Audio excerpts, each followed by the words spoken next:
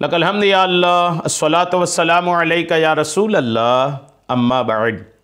सिलसिला है नाजरीन के सवालों के जवाब देने का।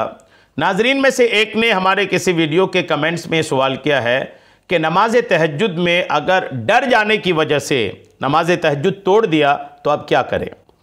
नमाज तहज्जुद में डरने की बहुत शिकायतें हैं, लोग बिला वजह की गलत फहमियाँ पाल पाल के रखे हैं, जिसकी वजह से ये नमाज तहज्जुद में डरने के मामलात बहुत आते हैं। तो कोई अगर नमाज तहज्जुद में डर जाए तो क्या मामला होता है उसका, और डर करके फिर वो नमाज ही तोड़ दे डर से, तो अब उस नमाज का क्या मामला होगा। आइए तवज्जो के साथ जवाब सुनिए। नफल नमाज के ताल्लुक से ये शरई उसूल है कि जब तक आप इसको शुरू नहीं करते हैं तब तक तो ये नफल है, पढ़ेंगे तो सवाब मिलेगा, नहीं पढ़ेंगे तो कोई गुनाह नहीं मिलेगा। लेकिन जब आपने इसको शुरू कर दिया तो अब ये आप पर वाजिब हो गया। ये उसूल याद रखिएगा। सुन्नत नमाज और नफल नमाज में ये उसूल है, सुन्नत गैर मुअक्कदा में और नफल नमाज में। जब तक आपने शुरू नहीं किया तब तक ये आप पर ऐसा है कि आप पढ़ेंगे तो सवाब, नहीं पढ़ेंगे तो कोई गुनाह नहीं।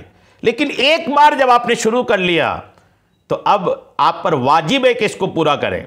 बीच में अगर आपने तोड़ दिया तो अब इसकी कज़ा भी आप पर वाजिब है। जी हाँ, अगर पूरा किए बगैर तोड़ दी या दरमियान में वजू टूट गया तो उसकी कज़ा करना वाजिब है। एक और इसमें मसला तवज्जो तलब है कि अगर कोई 4 रकत नमाज नफली की नियत बांध के शुरू किया था, 2 रकत पढ़ने के बाद नमाज तोड़ा, तो अब बकिया 2 रकत की कज़ा उस पर वाजिब होगी, 4 रकत की कज़ा नहीं होगी। अब तहज्जुद की नमाज की तरफ आते हैं। तहज्जुद भी नफल नमाज है। आपने नियत बांधा था, अगर आपने 2 रकत की नियत बांधा था और आपने 2 रकत पूरी करने से पहले आपने अगर नमाज तोड़ दिया तो आप पर वाजिब है कि वो 2 रकत की आप कज़ा करें, वाजिब है आप पर। उस वक्त नहीं किया था तो अब कर लें। और अगर आपने 4 रकत की नियत बांधा था तो अब ये बताएं आपके कितनी रकत के बाद आपने तोड़ा था। अगर 2 रकत मुकम्मल करने के बाद आपने तोड़ा था तो सिर्फ 2 रकत की कज़ा करनी है। और उमूमन लोग तहज्जुद की नमाज 2-2 रकत करके ही पढ़ते हैं। तो आपने नमाज जो तोड़ा था आप पर लाजिम है कि आप उसकी कज़ा अदा करें। ठीक है, उम्मीद है बात आपको समझ में आ गई होगी।